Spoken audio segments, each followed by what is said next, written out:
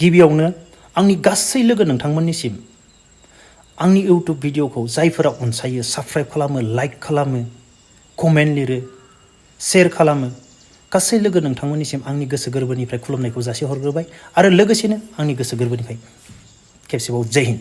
दिनैनि भिडिअआ आंनि उन्दै उन्दै फंबाय बिनानावमोननि थाखाय जोबोद इम्परटेन्ट जागोन। नोंथांमोना बुजिखाबाय खोमा आं सोरनि सायाव भिडिअ बानायदों। फंबाय बिथां IPS मनज स्वर्गियारिया IPS जानोसै समाव माबायदि फरायोमोन आं बिथांनि फरायनायखौ आरो बिथांनि खस्थ' खालामनायखौ आं गोबां नुदों। बिथाङा जोंनि बरमानि। आं बिथांनि फरायनायनि बागै माबायदि फरायोमोन मबाइलाव बेखौ आं खोन्थानायदो एसे आरो बबाव ट्रेनिं होनाय आरो बिथाङा दा बबाव दङ आं बेखौ लाइटलि खोन्थानो हागोन। अब्ला बे भिडिअखौ जोबजासिम गासैबो आंनि लोगो नोंथांमोना नायलांबाय थागोन होननानै आं मिजिंथिबाय। फंबाय बिथां IPS मनज स्वर्गियारिया माबायदि फरायोमोन खोनासंदो। आं फंबायनि हाइ स्कुलाव फरायनाय बा हाइ सेकेन्डारियाव फरायनाय बेखौ बुंला गासैबो मिथिखागौ बिथाङा मा रेंकआव पास खालामदों आसामाव मा रेंक लादों टटेलि मिथिजोबखागौ आं बेनि बागै बुंथ'ला। अब्ला आं माखौ बुंनो नागिरदों IPS जानो समाव माबायदि खस्थ' खालामोन आं बेखौसो बुंगोन। दिनैनि दिनाव आंनि उन्दै उन्दै फंबाय बिनानावमोन गासैबो जोङो मा खालामो मबाइलखौ बबाव इउज खालामो खेला गेलेनाय भिडिअ नायनाय नंगौना नङा? नोंगौ भिडिअ नाय मोजां भिडिअखौ नाय जाय भिडिअखौ नायनानै माबा मोनसे सोलोंनो हायो बे भिडिअखौ नाय।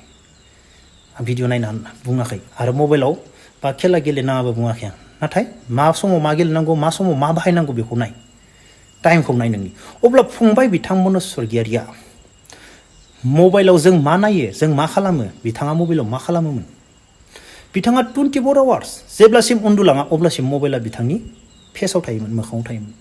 जों जमा साब्रै साबा मानसिजों जमा रायलायो बा थायो रेस्टुरेन्टआव जबाबो बबेबा रुमाव जनानै थाबाबो बिथांनिया मोखांनिफ्राय मबाइला मालाबाबो फेसनिफ्राय गोजान जाया। बेनिफ्राय आं सानसेखालि सानबाय सानसेबो मबाइलखौनो बोखारायो मा नायो आं आस्थे नायखामादों सानसेखालि गासैबो बिजाबसो गोजा माखौ फरायनांगौ मालाय ओरै सिन होखाजोबना लादो गोजा गोजा गोजा गोजा बबे मा ओरै एकदम टटेलि बिजाब गोजा बेनि मबाइला 1 मिनिटबो जोंजों रायलायनानै टाइम पास खालामा।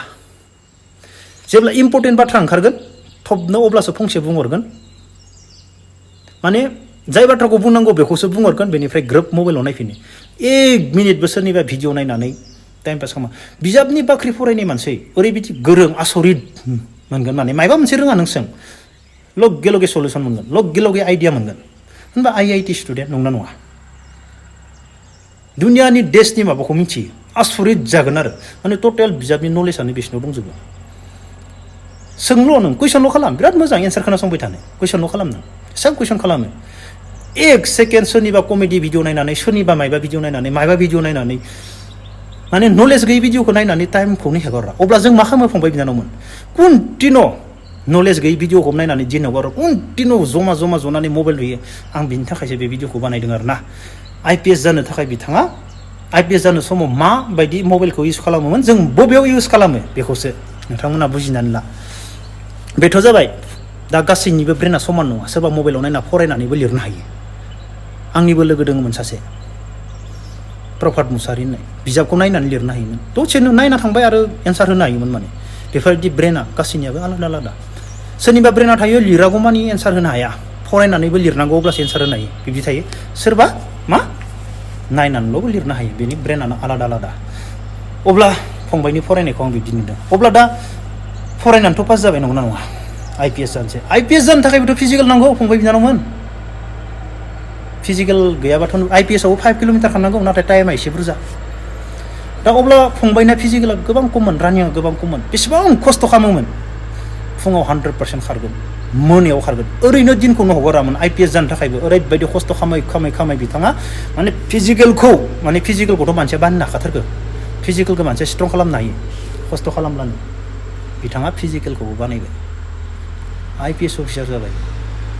बेनिफ्राय बिथाङा बबाव हायद्राबादाव ट्रेनिं इन्टारनेसनेल दे हायद्राबादाव IPS नि इन्टारनेसनेल ट्रेनिं जायो फंबाय बिनानाव। आं हायद्राबादावनो दं बे समाव। बेनिफ्राय आं सानडे रायलायोमोन फंबाय ट्रेनिङा बोरै होनना आंनि उन्दै नालाय फंबाय ट्रेनिङा बोरै सेम फरायनानै ट्रेनिं होना फैनानै हरनि 11टा-12टा जायो हरनि उन्दुनाया 3:30 4टायाव सिखारफिननांगौ सेम आर्मिनि ट्रेनिं माने बिसिनाथ' IPS नालाय फरायनायाव अयथासार बिसिनिया फिजिकेल ट्रेनिं सेम रक क्लाइम्बिं सब खोन्थायो बेनिफ्राय 120सो दङ नोंसिनाव इन्टारनेसनेल दै वर्ल्डनि माबा फैयो बेयाव IPS लेडिज जेन्टस गथाय आं फेसिलिटिफोरखौ खोन्थाथ'ला गोबां फेसिलिटि आंनो खोन्थाहरबाय थायोमोन ओरै पुरा फेसिलिटि नाथाय उन्दुनाया इसोरबो 12ता जाबा 1ता 2ता 3 घन्टा गाहामल' मोनोमोन उन्दुनो मोना रक क्लाइम्बिं ओमफ्राय फंबाया 120 जनसोआव जाय मानसिया जेबो फिजिकेलानो गैयामोन रानिं गैयामोन रक क्लाइम्बिं बेफोरखौथ' हायामोन फिजिकेल गैयाबाथ' रक क्लाइम्बिंखौ बोरैमोन बे मानसिया मा जाहैखो 60 जन 50 जननि गेजेराव थाग्रा जाबायमोन आरोना ट्रेनिं टाइमाव आंनो खोन्थायोमोन भाइ आङो 50 जन 60 जननि गेजेराव थानो हाग्रा जाबाय दानिया होननानै फंबाय बिनानाव खस्थ' खालामनांगोन खस्थ' खालामनो हानांगोन IPS जानो थाखाय फिजिकेलबो नांगोन फरायनोबो नांगोन सब बुस्थुखौनो रोंजोबनांगोन ओरैनो जानो हाया ओमफ्राय आं रायलायोमोन ओमफ्राय रायलाय आङो काश्मीराव थांनानै फनानो बन्द' जाहैबाय आं रायलायनो ओमफ्राय फंबाया बिथाङा बुङोमोन ओमफ्राय बिथांखौ ट्रेनिं जोबखांना बिसोरखौ आरो काश्मीरबो देखायबावदों ओमफ्राय काश्मीरबो देखायबाय ओमफ्राय बिथां फंबाया झारखान्डआव पस्टिं जादों झारखान्डआव गोबां बोसोर थानांगोन आं बेखौ नोंसोरनो डिटेल्स होआ खै बोसोर थानांगोन नाथाय झारखान्डआव थाथ'गोन फंबाया IIT जोंनि ट्राइबेल मानसिया IIT बिथाङा जालुकबारियाव फरायदोंमोन गुवाहाटियाव IIT आव फरायनो थाखाय बेसेबां ट्राइबेल मानसिनो रेंक नांगौ गासैबो मिथिखाजोबगौआनो खोमा ना बेसेबां माबा नांगौ पार्सेन्टेज नांगौ आरो बेसेबां फैसा खरस थाङो आं बेखौबो सोंजोबना लादोंमोन फंबायनिफ्राय बेसेबांसो फैसा खरस थाङो फैसा जेबो खरस थाङा बहुद खम फैसा खरस गोबां खम आरोना आं बावबाय आङो बेनि बागै टटेलि माबायदि फैसा खरस थाङो माबायदि बेनि प्रसेसा आं बेखौ सोंनानै आरो नेक्स्ट भिडिअ आं खोन्थाबावनो हायो आरो फंबायनियाव सोंनानै आं दा बिथाङा फंबाया डिउटियाव थानायनि थाखाय आं कल खालामा माने गोदो आं रायलायबाय थायोमोन जेब्ला ट्रेनिङाव थायो आं रायलायबाय थायोमोन सानदेआव दा आं डिउटियाव थानायनि थाखाय कल खालामा थेवब्लाबो आङो फंबायनियाव नांगौ जायोबा डिटेल्सखौ लानो हागोन आरो ना फरायनायनि बागै सोरबाफोर नांगौ जायो आं बेखौनो बुंनो थाखाय दिनैनि भिडिअखौ बानायदों मानो होनोब्ला मबाइलखौ जों बबेयाव इउज खालामो आरो गिदिर मानसिया बबेयाव इउज खालामो बिथां IPS फंबायमोना मबाइलाव जेबो गुबुननि जानला मोनला भिडिअ नायाबाबो दुनियानि बिसोर निउसखौ बुथुमजोबना लायो सानफ्रोमबो बिसोरो फार्स्ट टाइम देशनि वर्ल्डनि निउसखौनो बुथुमजोबना लायो बिजाबनि बाख्रि फरायनाय आं होनखायो भाइ बिजाबनि सोमोन्दै मोनथियै गैया आसरित मोनो आरोना अब्ला आंनि उन्दै फंबाय बिनानावमोना गासैबो बिथां IPS मनज स्वर्गियारि बायदि जागोन होननानै आं आसा खालामो जा बेफोरबायदि फराय खस्थ' खालाम सब बिथिङावबो गोरों जा अब्ला दिनैनि भिडिअखौ बेखिनियावनो दोनथ'नोसै अब्ला आंनि गासै उन्दै फंबाय बिनानाव आरो लोगो नोंथांमोननिसिम आरोबाव खेबसेबाव जय हिन्द